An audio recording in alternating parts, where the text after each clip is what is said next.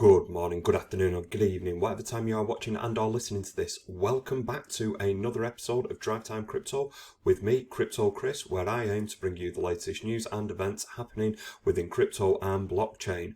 With that being said, if I could ask you to give me a like, if you could give me a comment, and even better, if you could give me a subscribe to the channel, that will help with the Facebook algorithms and help me grow this community. Now, let's start the engine and get this journey rolling. Okay, first up on the pit stop, as always, it's price news, and there wasn't too much price news about in the ways of a different rhetoric to what we've had for the last few days / week. What's there is the positive price news about Bitcoin. Everybody believes that we are on our way up and it's not going to change at the moment. And it reads, FinTech panel forecast 80k Bitcoin price top this year, Finder poll.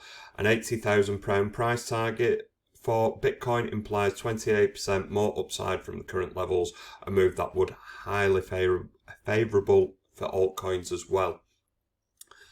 And this one reads, buyer beware, extreme greed is back in Bitcoin and crypto. So when they see all these price predictions of all the different 100, 150, 80,000, $72,000, this produces what's known as a fear and greed index. And if you've never seen one before, this is what they look like. At the moment, we are now in greed. Yesterday it was extreme greed, last week was still extreme greed, and what happens is when the prices are high and there's euphoria, emotions come into the market and people are quickly getting swept up with the excitement and the joy of seeing all these prices and the price predictions and everything going high. When we was back in the middle of the year, we were in extreme fear because the prices were low and we were going to zero and it's constantly swinging. But when we get to extreme greed, there's always the caution to be had, because that means that people are operating on emotions instead of intelligence. They're getting caught up in everything and they're thinking that it's going to be a really easy smash and grab in, lots of money out, and that's normally not the case. Yes, we're going to see prices go high, but with that and the extreme greed comes the mentality that we're never going to stop. We're always going to keep going up. There's not going to be a downturn on this, and that's when people find themselves buying the top. And all of a sudden the market then bottoms out and they either capitulate and sell at the bottom. So they buy the top and sell the bottom, which is the worst kind of trading you can do, or they find themselves holding on to that very expensive currency that they bought at all-time highs.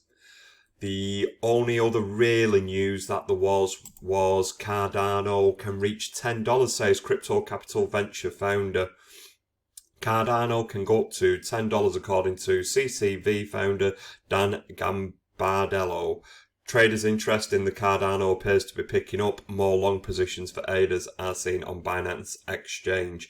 So again, we've seen over the last few days that is it all doom and gloom for Cardano? They've slipped to fourth. Could this spell something else? And then the next day you'll see it can reach $10, but a few days ago it might reach $5. The news is all over the place at the moment. There's no real stable news, as in constantly on the mark. People have got the same opinion on what something's going to get to. So again, with the way that the markets are at the moment, and it was a green day on the markets as I looked at the price cap today, that means that there's always going to be these crazy price predictions. Everybody thinks that they know where it's going, and one thing that is guaranteed in this space is nobody for certain knows where anything is ever going in the ways of price. But with that being said, that was the price news. I was expecting a lot more news, to be honest, but that was because I was anticipating the prices to be a lot more turbulent, a lot more volatile. They didn't do anything like I thought they were going to. If anything, they're performing much better than I thought they were going to, because I was cautious and I was mindful of this futures ETF, being launched, that was going to disrupt the market. It was going to be a thorn in the side more than a leg up. But hey, when I looked at the prices, I've obviously been proven wrong, because it's pushed Bitcoin up to nearly its all-time high. So there you go. You can never ever predict. You might think you know what might happen, but you can never truly predict it accurately. Anyway, with that being said, that was the price news pit stop. Let's pull out there. Let's carry on our journey. And the next stop along our journey is all about the ETF news. I could bring you up loads and loads of articles about this, but I've just got a couple to show you. But nevertheless, I thought it was interesting to cover it because A, it's popular news, and B, it's quite staggering. The amount of money that went into it in such a small time. Bitcoin futures ETF surpasses $500 million in volume in under 2 hours. So this did get launched today. Now I believe that there is an ETF there. I was holding my breath. I was waiting to see money flowing into it and it actually being on the stock market for me to believe that it was going to happen, because you never know with the SEC. Right at the 9th hour, they could have just thrown a spanner in the works and it could not have launched. So the fact that it has done is brilliant. The fact that there's all this money flowing into it is brilliant. The fact that the prices of Bitcoin don't seem to have taken any sort of effect. Well, it's had a positive effect, but it's not had a turbulent effect, which is good because it's up by a couple of $1,000, which is great, but it's not really affected it in a way that's shocking. We could have had that $2,000 rise without this ETF.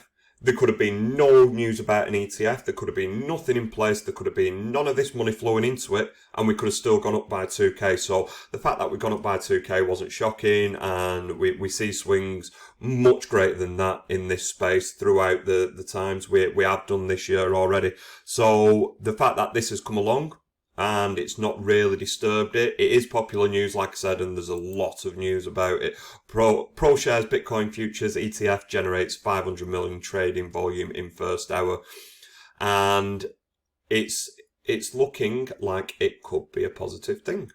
And when you look at the price of the ProShares Bitcoin strategy ETF, it's at the moment around $41.59. And it's not been really turbulent on the opening day. Normally you get a lot of sell the news and there'll be a big surge at the beginning and then people will sell it off really quickly. And you did see a dip there, but then it returned to around roughly the same price that it's been holding all day. So yeah, it'll be interesting to see where this goes. And I am looking forward to seeing what the price does. If it then goes way up in price or way down in price, what sort of detriment or positive effect that could have on the market. It's all still very new and shiny and unknown. So yeah, let's see what goes on there. But overall, for the first day, I'm genuinely happy with what happened within the space. Now, this was always going to happen as one ETF has been rolled out and you see that kind of money flowing into it. Then you're going to see all sorts of other ETF news coming in. And it reads, as the first US Bitcoin ETF debuts, Grayscale CEO sees an Ethereum ETF rolling out. So, of course, they're going to see this ETF rolling out because if you see £500 million going in at an alarming rate in the first hour, why wouldn't you want to do this? And if you've got one through on one cryptocurrency in the US, why can't you just mimic that for a different cryptocurrency? Because it's going to be the same. It is going to be the same. And with Grayscale piling into this and the money and the experience and the resources that they've got, I wouldn't be surprised if this gets through very, very quickly. So, and yeah, there was quite a bit of news about this. Ethereum ETF may be approved, but Bitcoin spot ETF is far off from the horizon. So yeah, we've covered this in the last videos that a spot ETF is, they've been trying for that for nearly a decade, and there's multiple applications in for a spot ETF with the SEC at the moment. and not one of them has ever got through. So just because this futures one's got through, it's not all of a sudden, right, spot's just gonna come round the corner in a minute. No, that's still not going to happen, and I don't believe that we're going to see that for a good few years yet. But nevertheless, I do believe Ethereum ETFs are going to fly into the market very, very fast. And with that being said, let's pull out this pit stop of the ETF news, because I could carry on about it for ages on the different articles that are on, but it's just going over the news that we've said the last couple of days. So next up on the pit stop of our journey, it says Facebook likes Coinbase custody for digital wallet pilot program. Novi, Facebook's digital wallet, will go live in the US and Guatemala in a pilot program allowing users to purchase the Paxos dollar stablecoin with Coinbase as custodians. Facebook will soon store funds from its digital wallet Novi with the cryptocurrency custody arm of Coinbase, the company announced on Tuesday. Novi, a Facebook subsidiary, developed the wallet, will allow users to execute fast and free transactions of digital currency. Now, the wallet was initially set to pair with Libra, the Facebook-initiated stablecoin project now dubbed Diem, but Novi scaled back its ambitions following withering criticism from the financial regulators. So this is quite big news in my eyes. I find it's quite relevant because of the market reach of Facebook. Granted, I know that it's only being launched in the US and Guatemala at the moment, but should this pilot be successful and they roll it out globally, the amount of users they've got that will then have this easy way to start purchasing, sending cryptocurrencies, and it's being backed by Coinbase, so you're hoping that the back-end infrastructure's all there, and with what Facebook are wanting to do with gaming and the metaverse, and you already are on Facebook with the Facebook gaming, you can send streamers stars to help support their communities, etc. I can see this kind of currency being brought in and like not replacing the stars, but it's going to be the currency that's being sent about. I can see it rather than using fiat and then buying the stars. You're going to buy the currency and then you're going to send it across to the streamers as stars, maybe. I don't know, or if they do pull this metaverse off and then you can spend this currency within the metaverse, and there's going to be a lot of people that are suddenly going to have this exposure to the market in a safe way. Because what you've got to think about is, because of the size and scale of Facebook, imagine if they rush this through and they allowed people to start doing this, but then all of a sudden you've got millions of people saying, oh, I've been scammed out of money, or I didn't know what I was doing and I've lost a load of money, this is wrong, and all the rest of it. Imagine the kind of pressure and the eyes that would come on the company. So I'm pretty sure they will have thought this through and they will understand what they need to be doing, and it's going to be safe and it's going to help people get into this cryptocurrency market, which will be great, because I feel there's a lot of people that know what cryptocurrency is, and if you ask them, they'd say Bitcoin. They might not even know what another, but they'll understand that there is a digital currency. They won't know how it's used, they won't know what it's used for, etc.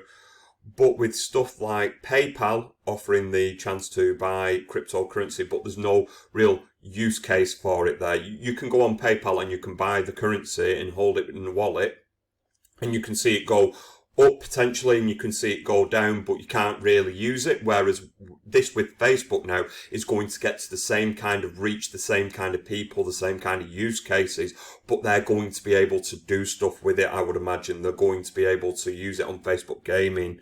I'd be very, very surprised if they don't link it with the gaming side of it, because why would you have such a strong development already through Facebook gaming, but then not link this in. I can see these two being linked, but nevertheless, like I said, it's going to be, you're going to be able to use it, which is going to be the key thing, which is going to differentiate them from just people using the PayPal wallet to buy it. That's where I feel Facebook have got the advantage, should we say, on this.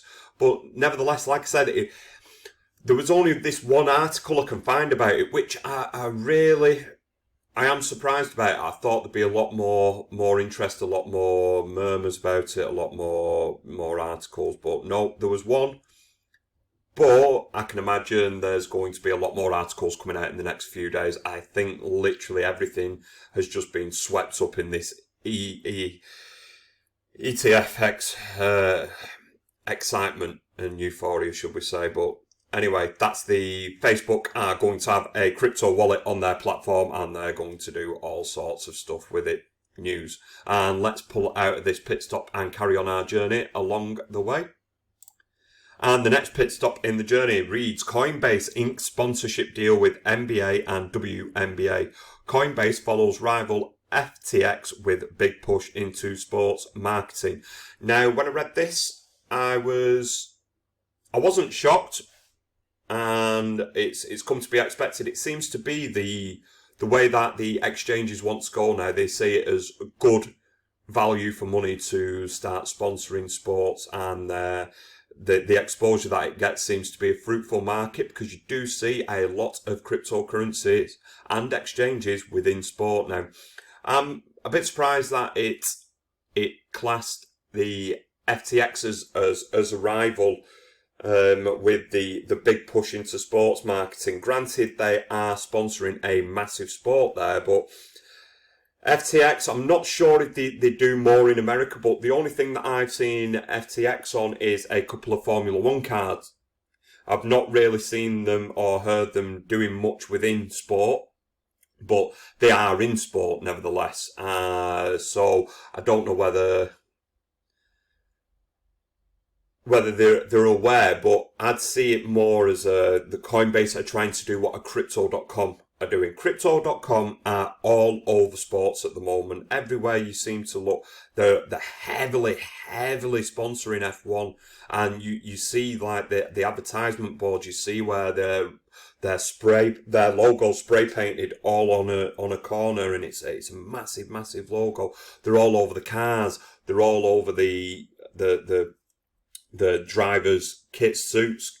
And not only that, they've penned a deal with Italian football leagues. They're all over that. The national sponsor of that football league. They're also the official partner of UFC, and they're all over the kits of the fighters. They're all over the canvas. They're over the cage.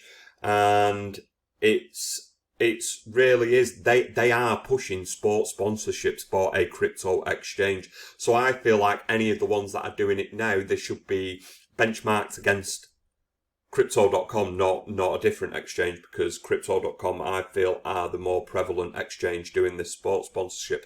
Nevertheless, it is great to see all the currencies, because you've got a lot of currencies on Formula One cars as well. The individual currencies, not just the exchanges. Tezos are on there, for example. But I feel like it is a brilliant platform to use to get out to the masses, to get to more retail investment. And the more that there is, the more people are going to be brought to our space, and the better it is for us all. So yeah, well done, Coinbase. Great news to see that you're in the sports sponsorship. Let's see more of it, and let's see where it goes. It's got to be fruitful. It's got to be fruitful, and these exchanges and these people, they've not got there because they're just chancing their arms and they don't understand business and they're not frugal with the money. They know what works. They know that they'll have seen data coming in from different things, and they'll understand what the value is within sponsoring sports. So with that being said, let's carry on our journey, pull out of this pit stop and go to the next pit stop. And the final pit stop of our journey reads, Chain analysis will add Bitcoin to its balance sheet as price surges. This is Chain Analysis' first acquisition of cryptocurrency, and we will continue to pursue other digital assets as potential future investments, said CEO Michael Groninger? Michael Groninger. Sorry about that. Blockchain analytics firm Chain Analysis plans to purchase an undisclosed amount of Bitcoin for the firm's balance sheet through the New York Digital Investment Group's brokerage service. I'm not going to carry on going through that because I don't feel like there's much more news within it to cover. But what I find it really funny that, okay, so this company is going to be putting Bitcoin on their books. That's not the funny part, and I think it's great, and I think every company should put, maybe not Bitcoin, maybe not Ethereum, I don't know. They should put some sort of cryptocurrency upon their books, whichever one they feel will be the most profitable or stable, whatever. You know what I'm saying anyway. But what I find funny is the fact that this company that is wanting to put the cryptocurrency on their balance sheets, their business model is that they are a analytics firm of blockchain. So their job is to know exactly what's going on across the blockchains. They see trends, they see patterns, they see sentiment through data, they see money through data. They know everything there is to know about blockchains, and with that, cryptocurrencies. So why have they decided to buy it now when we are pushing all-time highs with a lot of currencies and all-time highs on other currencies? I don't understand when it's your job to know what's going on the blockchain, why have you only just done it now? It's a little bit fishy in my opinion. And if you was to ask me, have they already got it on their books? Yes, I reckon they have. The fact that it's an undisclosed amount means that it was done under the counter. It was done off the exchange, and we will not know unless they have to do some sort of filings. I'm sure we'll find out about it that way. But I would suggest that they've had the currency on their books for a while, and it wasn't done recently, and it wasn't done near the all-time high price. But who knows? I might be wrong. We will never know. Only the people that are high up within the company will know that. But yeah, I've got a sneaking feeling, and it's quite funny how they've timed it to announce it now. You've got all this positive sentiment going on, and you've got all this good news, and yeah, we're now piling into it. So yeah, with that being said, that is I suppose the end of the article anyway, of somebody that knows exactly what's going on in blockchain, waiting until the highest point possible to buy cryptocurrency to put it on the balance sheet news. And let's pull out this pit stop and finish off our journey with the price news as always. As you can see, as we've been recording this, Bitcoin has now hit 64,000. So it is really knocking on the door of its all-time high. It's up 4.3% today. Ethereum's up 1.6 to $3,800. And the rest of the coins, altcoins, they're all hovering around the same as what they were yesterday. Dogecoin has taken a 3.6% dip, and Solana's taken a 1.1% dip. But nevertheless, all the prices are roughly the same. Bitcoin's knocking on the door of the all-time high. And with that being said, there isn't really much more I can say about this. So thank you very much for watching. Thank you for coming to Dry Time Crypto. I look forward to seeing you again. Goodbye.